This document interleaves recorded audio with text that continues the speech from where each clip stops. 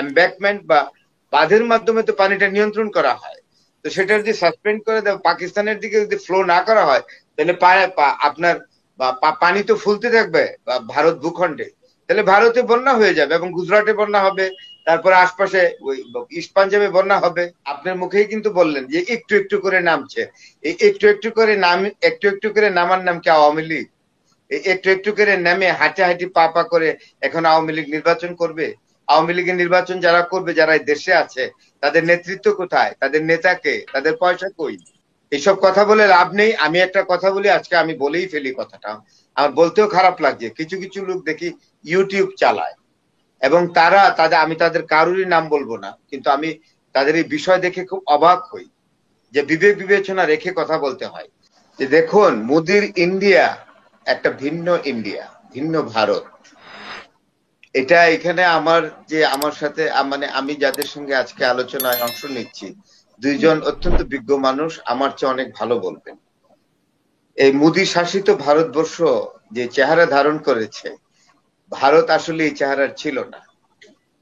আপনি দেখেন কাশ্মীরে যে যা ঘটে, প্রায় প্রায় কাশ্মীরে আপনার অ্যাটাক হয় এবং লোক মারা যায়, এটা তো নতুন কিছু না। এটা তো শুরু হয়েছে ভারত ভাগ হওয়ার পর থেকেই। Kashmir is a disputing issue between India and Pakistan, এটা তো স্বতঃসিদ্ধ। তো সুতরাং এখানে যুদ্ধ করবেন কিভাবে? অনেকেই খুব বলে থাকেন যে পাকিস্তান এবং ভারতের মধ্যে যুদ্ধ লেগেই গেল। এটা হতে পারে, সীমিত আক্রমণ হতে পারে ফ্রন্টিয়ার লাইন গুলোতে, কিন্তু আসলে কি যুদ্ধ হবে? কারণ এই দুটো দেশেরই তো আপনার নিউক্লিয়ার পাওয়ার আছে। তৃতীয় বিশ্বের দুটো দেশের নিউক্লিয়ার পাওয়ার যে দুটো দেশের থাকে, তাদের মধ্যে যুদ্ধ হয় কি করে? একে অপরের বিরুদ্ধে সম্ভব না। আর আপনাকে একটা কথা এখানে আমি খুব ক্লিয়ার বলতে পারি যে আপনি নিউক্লিয়ার যুদ্ধ হলে বিশ্বের যে প্রভু, তার কাছ থেকে অনুমতি নিতে হবে। Until and unless the Lord of the world can will give the permission, the war will not be exactly started between the two third world countries having nuclear power. It is very important. আপনি সোজা কথা বলি, আমেরিকার consent ছাড়া কিভাবে ভারত এবং পাকিস্তান যুদ্ধ করবে? কারণ দুটো দেশের মধ্যে আণবিক শক্তি আছে। আজকে আমি দেখলাম যে ভারত একটা ড্রোন আক্রমণ করেছিল, একটা ড্রোন দিয়ে। পাকিস্তান মুহূর্তের মধ্যে ড্রোনটাকে ফেলে দিল। আপনি দেখেছেন বোধহয়, আপনি ইউটিউবে গেলে দেখবেন যে ড্রোন উড়ে যেই মাত্র ভারতের ড্রোনটি আপনার ইন্ডিয়ান বর্ডারে ঢুকলো, আর সরি পাকিস্তান বর্ডারে ঢুকলো, পাকিস্তান জেট ফাইটার এসে এটাকে একদম ভূপাতিত করে ফেললো।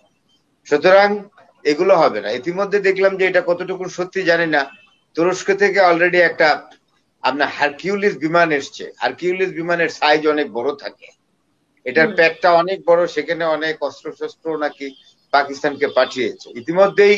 এই মানে এই পেহেলগামের বিষয় নিয়ে, আসলে এটা পেহেলগাম বলে ইংলিশে, আর এটাকে নর্মাল উচ্চারণে পেহেলগাঁও চন্দ্রবিন্দু দিয়ে। তো এখানে ক্রিকেটের ব্যাট যে কাঠ দিয়ে বানানো হয়, ওই অঞ্চলটাই ক্রিকেটের ব্যাটের যে কাঠ হয়, কাঠের গাছ আছে প্রচুর। এখানে খুব সুন্দর একটা বিউটিফুল আপনার টুরিস্ট স্পট। তো আমি যেটা বলছি যে সেটা নিয়ে আরব আমিরাত কথা বলছে, সৌদি আরব কথা বলছে, চায়না কথা বলছে, ইরান কথা বলছে। তো তারা বলছে, ইভেন চায়নাও বলেছে যে the conflict going on or the tension going on between the two neighboring countries, India and Pakistan, should be negotiated through diplomatic and diplomatic dialogue. এটার মধ্যে শেষ করতে বলেছে। তো সেইখানে এই খেলা তো আমরা দেখে আসছি।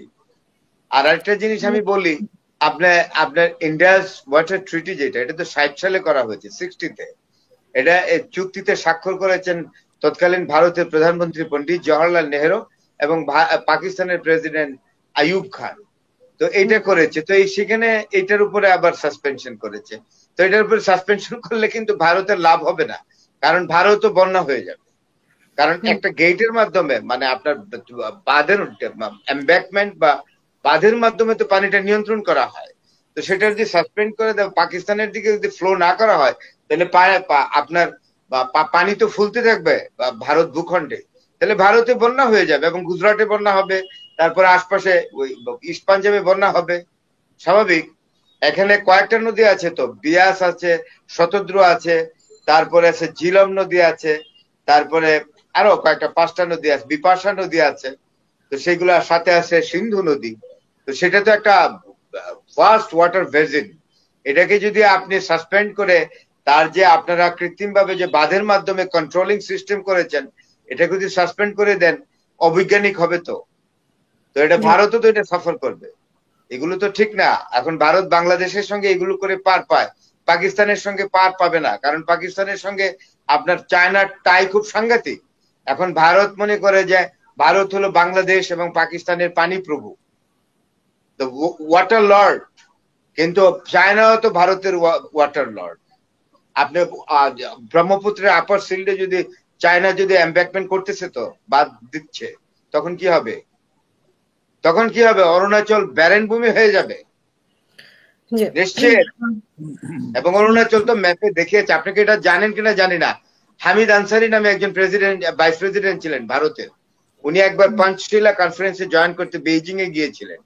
যাওয়ার পরে কনফারেন্স শেষ হওয়ার পরে উনাকে একটা ছবি, চায়নার ম্যাপ একটা উপহার দেওয়া হয়েছিল। ওই ম্যাপে দেখা গেল যে অরুণাচলকে দেখিয়েছে চায়নার অংশ হিসাবে, এবং হামিদ আনসারি ওইখানে মূর্ছা যাওয়ার উপক্রম। কোন রকমে এসে প্লেনে উঠে উনি দিল্লিতে নেমে তো একেবারে ঘরমাক্ত। একই কাণ্ড, অরুণাচলকে দেখিয়েছে চায়নার অংশ। তো সুতরাং আপনি আমাকে মেরে যাবেন কই?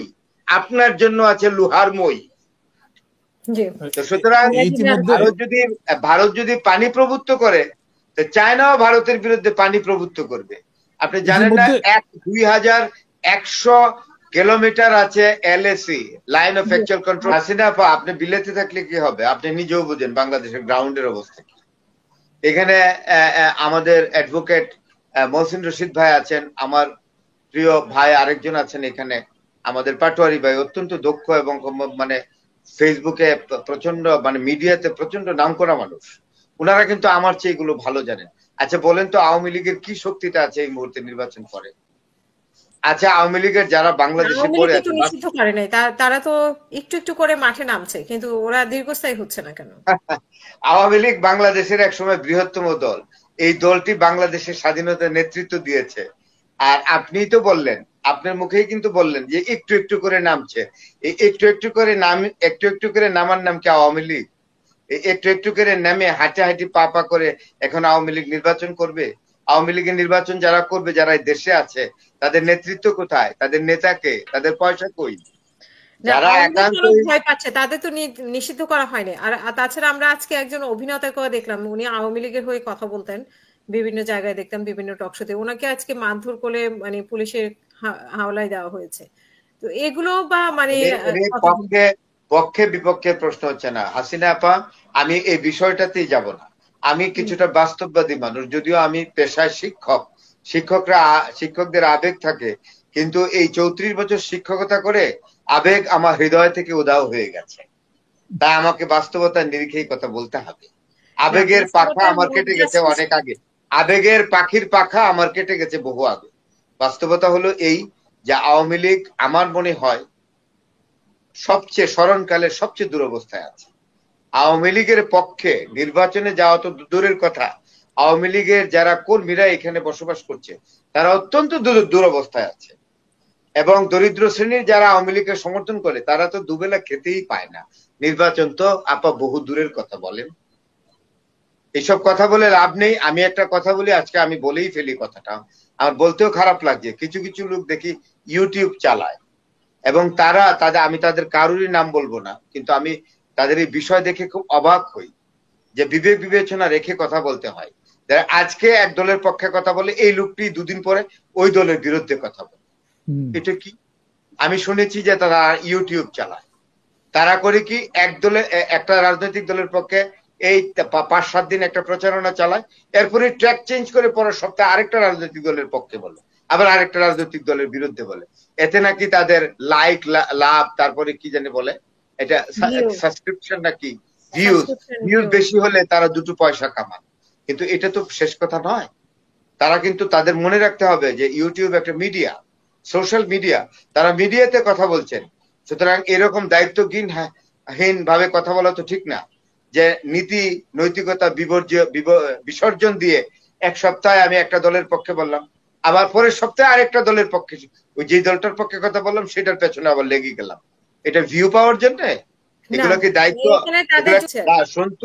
সন্তোষ শর্মা কি কালবেলা?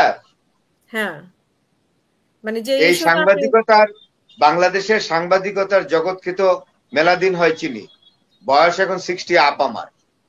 তো সুতরাং বুঝজ্ঞান হওয়ার পর থেকে তো ধরেন বা 15 বছর থেকে যদি আমি ধরি, তাহলে 60 থেকে 15 বাদ দিলেও তো অনেক বছর। তো সেই বছরগুলোতে তো আমি বোধ শক্তি নিয়ে পৃথিবীকে দেখেছি, আমি সমাজকে দেখেছি, সাংবাদিকতা দেখেছি, মুক্তিযুদ্ধ দেখেছি, 69 গণ অভ্যুত্থান তো স্পষ্ট মনে আছে। তো এইসব কালবেলা অবেলা এগুলো কথা বলে লাভ নাই। এইসব এইসব এইসব সন্তোষ শর্মার নাম আমি হালে শুনছি, সন্তোষ শর্মার নাম আমি হালে শুনছি। আমার দায়িত্ব হলো এই যে আমি মিডিয়াতে কথা বলছি, আমি অত গুরুত্ব কাউকে দিতে চাই না, আবার কাউকে এত গুরুত্বহীন ভাবে বিবেচনা করতে চাই না। কথা বললে মুখ থাকলেই কথা বলা যায়, কিন্তু তাই বলে কি আমি শুধু শুধুই কথা বলতে থাকবো? ন্যায্য অন্যায্য, প্রয়োজনে অপ্রয়োজনে কথার একটা মূল্য থাকবে, দাম থাকবে।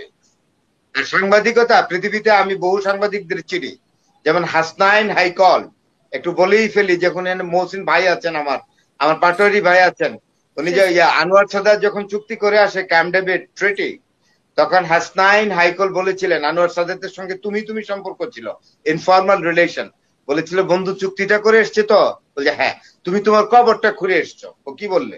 তাই, এবং আপনি দেখলেন কয়েক বছর পরেই তো, 1 বছর পরেই হতো এই ক্যাম্প ডেভিড চুক্তির 1 কি 1.5 বছর পরে আপনার আপনার কায়রোর প্যারেড গ্রাউন্ডে আনোয়ার সাদাতকে গুলি করে মেরে ফেললো। আমরা এই ধরনের সাংবাদিকদেরকেও চিনি, যারা একটা কথা বলতেন, ভবিষ্যৎবাণী করতেন অকাট্য, একদম মিশরের পিরামিডের মতো, এটা এদিক সেদিক হবে না। অনেক ধন্যবাদ। এখন কোন সাংবাদিক কি বললেন এইটা আমি দেখবো, কোন মানুষটা, তার ওজনটা কি, তিনি সাংবাদিকতার পেশায় কতটা দক্ষ, তিনি সাংবাদিকতার পেশায় কতটা দূরদর্শিতার প্রমাণ রেখেছেন। অন্যথায় আমি তার জন্য কথা বলে আমার মুখের কথা খরচ করব কেন? ধন্যবাদ।